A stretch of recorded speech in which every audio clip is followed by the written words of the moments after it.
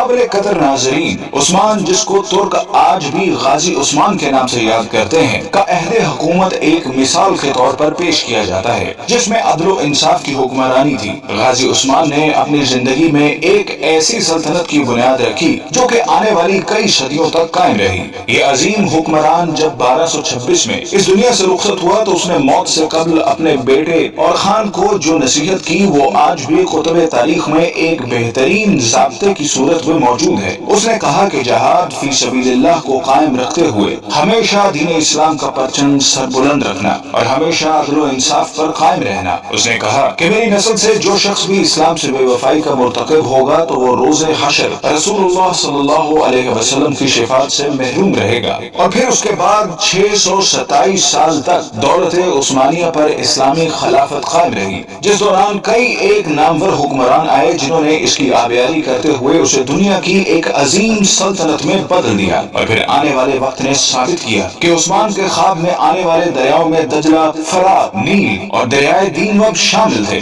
جبکہ پہاڑوں میں کوہ طور، کوہ بلقان، کوہ کاف اور کوہ اطلس تھے جو کہ بعدازاں اس کی قلم رو کا حصہ بنے۔ ناظرین گرامی، جیسا کہ ہم نے عرض کیا کہ 1922 میں اس وقت خلافت عثمانیہ کو ایک بین الاقوامی معاہدے کی روح سے ختم کر دیا گیا، جس کے بعد اسلامی حکومتی مرکز کی چھتری سے نکل کر علیحدہ علیحدہ تشخص کی حامل ہو گئی۔ لیکن ہم میں سے بہت کم لوگ ایسے ہیں جو اس معاہدے کے بارے میں آگاہ ہوں، جن کی تفصیلات ہم آپ کے سامنے رکھ رہے ہیں، جن کو جاننے کے بعد ہمیں امید ہے کہ آپ دنیا کے موجودہ حالات اور اس میں عالم اسلام کے حالت زار کے بارے میں بہتر تجزیہ کر سکیں گے۔ جب پہلی جنگ عظیم کے بعد ترکوں کو شکست فاش کا سامنا کرنا پڑا تو اس کے بعد اتحادی ممالک جن میں برطانیہ اور فرانس جیسی قوتیں شامل تھیں نے ترک سلطان سے معاہدے میں یہ شرطیں بنوائیں جن کے مطابق سلطان کی تمام ذاتی املاک کو ضبط کر لیا گیا۔ خلافت عثمانیہ جو کہ 3 بر اعظموں پر پھیلی تھی کو توڑ دیا گیا، اور آپ اس کی وسعت کا اندازہ لگانا چاہیں تو حیران رہ جائیں گے کہ اس کو توڑنے کے بعد